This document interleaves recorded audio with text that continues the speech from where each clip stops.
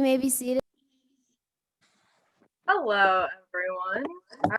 So our quote today comes from Grace Kelly. A ship in a port is safe, but that's not what ships are built for.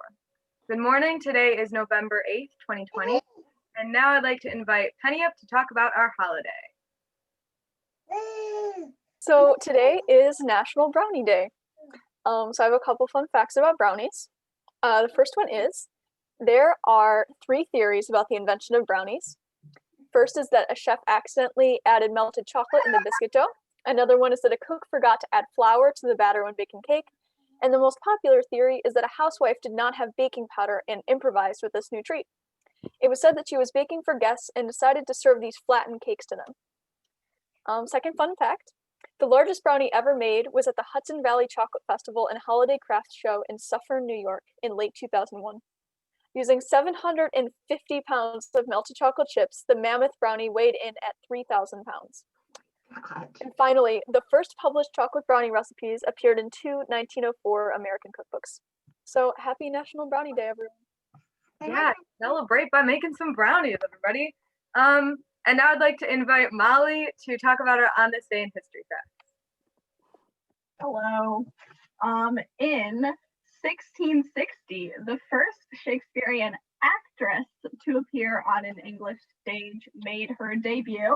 She is believed to be a Miss Norris. In 1813, Ludwig van Beethoven's 7th Symphony in A premieres in Vienna with Beethoven himself conducting. And in 2010, SpaceX becomes the first privately held company to successfully launch, orbit, and recover a spacecraft. Thank you, Molly. All right, our joke of the day is, why did the robber jump in the shower? He wanted to make a clean getaway. I know. And now we have a Computer Science Education Week. So hi, I'm going to share the presentation.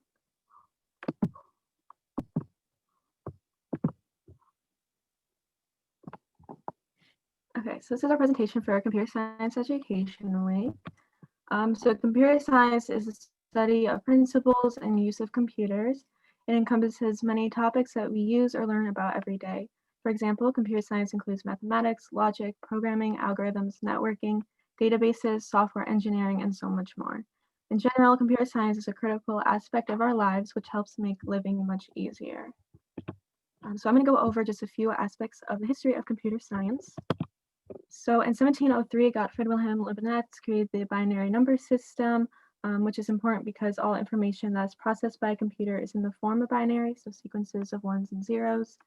In 1837, Charles Babbage created the analytical engine, which contained the main elements of a modern computer. In 1936, Alan Turing created the Turing machine.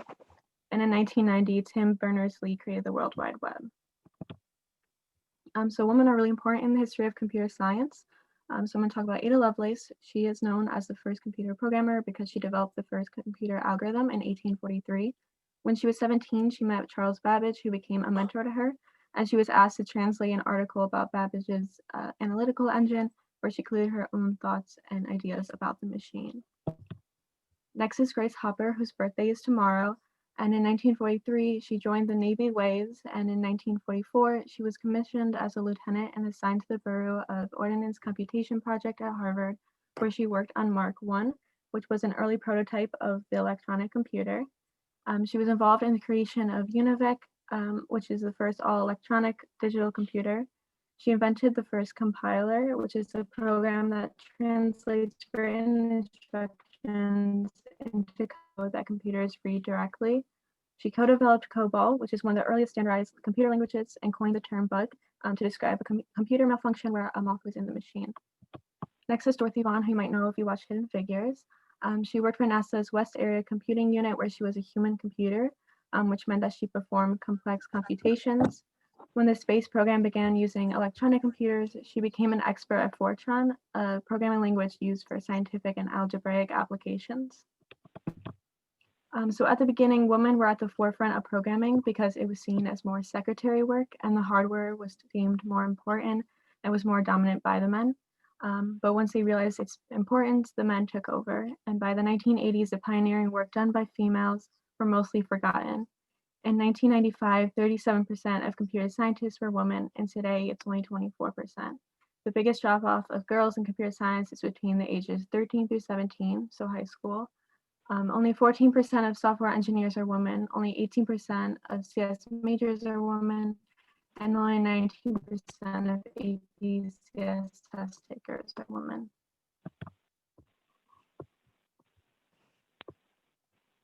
So now I'm going to talk a little bit about how we use computer science at SEM. We use computer science in various ways throughout the building every day when we are in the building. First is education. How are you watching this presentation right now? Safety. How do we keep track of everyone coming in and out of the building? Messaging. How do we know about snow days, or better yet, report cards? And then Now Robots. I'm sure you've all heard about them. If you haven't, we're going to talk about them again.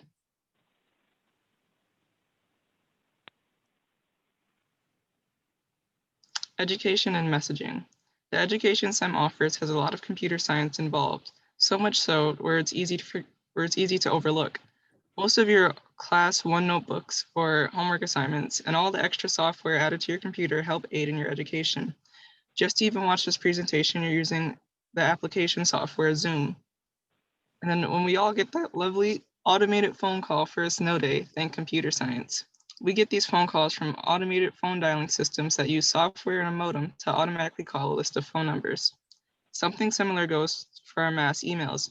In terms of report cards, when you see an email from schoolnews@buffseminary.org like yesterday, just know your name was synced with the right report card straight from the teacher's gradebook, so each person gets the right report card. Safety. SEM has numerous measures in place to keep us all safe, especially during these times. One of the most common features we use every day is the door locking system. With this in place, no one can just enter the building freely. Those who are lucky enough to get a fob can bypass ringing the buzzer. Lastly, residential students specifically get their own system to track when they are on and off campus so faculty member can know who's where and when. And then Now Robots. If we haven't talked about them enough already, it's time to get to know SEM's Now Robots. There's Lucy in the gray, Gertie, who's red, and Paulette, who's blue.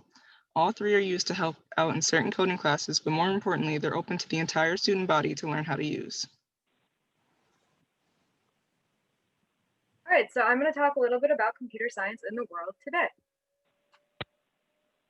So one of the instances that computer science is used in the world is AI in medicine. So recently, a company named DeepMind has created an AI program that can accurately predict how a protein folds to get its shape, and it takes less than a few hours. This is a breakthrough for science because it means that it could accelerate the understanding and prevention of new diseases. A second way that computer science is used is concerning the climate. So this man named Danny Van Kooten created the WordPress plugin that allows visitors to sign up for a website's email list by filling out a little form embedded on the site. However, Kooten realized that the less code you send to a browser, the less energy you use. He recoded the plugin so it sends 20 kilobytes less data.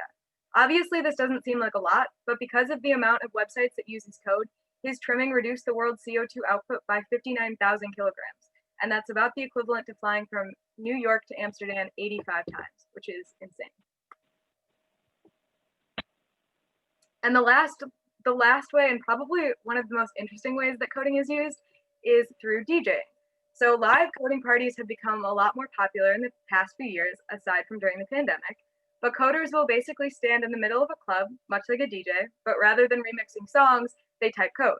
This code could produce a snare drum, a bass, or any other electronic music instrument you can think of. On the wall, you'll normally see a projected screen with code being rapidly filled in line by line.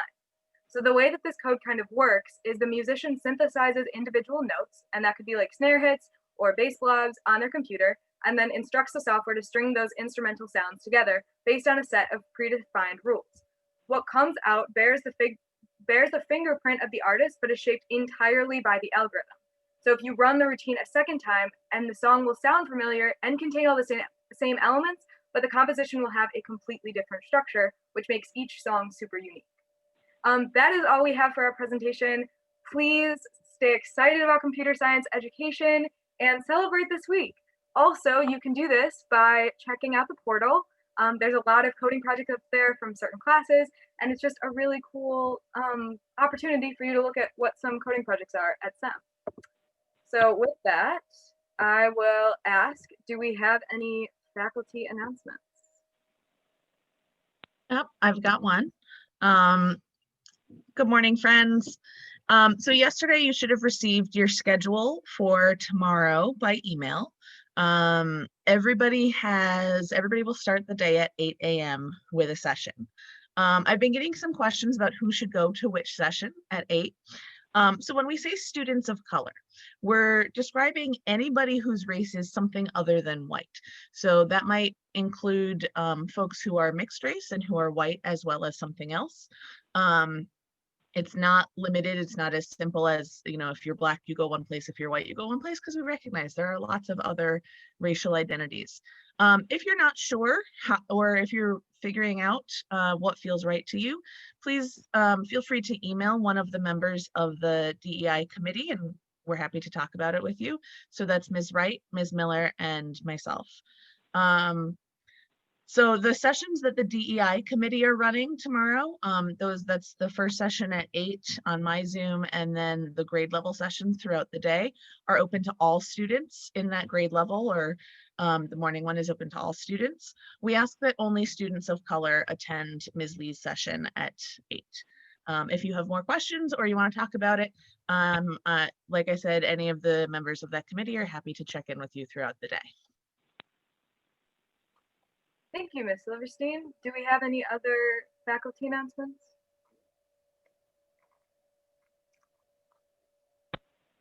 I'm going to take that as a no. Do we have any other student announcements? I have one real quick. So I'm here to give you your daily smoothie recipe. Today it's called the green smoothie. So it's going to be half a banana, half cup chopped kale, which has loads of iron and vitamin C. You need a half cup blueberries or strawberries. Both have a lot of vitamin C, and strawberries have a lot of iron. You need a half cup plain low-fat yogurt, 1 tablespoon of flaxseed meal, which helps absorb iron, half a teaspoon of cinnamon, and then 2 handfuls of ice. Just a reminder that the blood drive is exactly 1 week from today, and you can still sign up online at connectlifegiftblood.org. Thank you, Gabby. Does anyone else have any other student announcements? Okay, so thank you. That is all I have, and enjoy the rest of your day. Bye, everyone.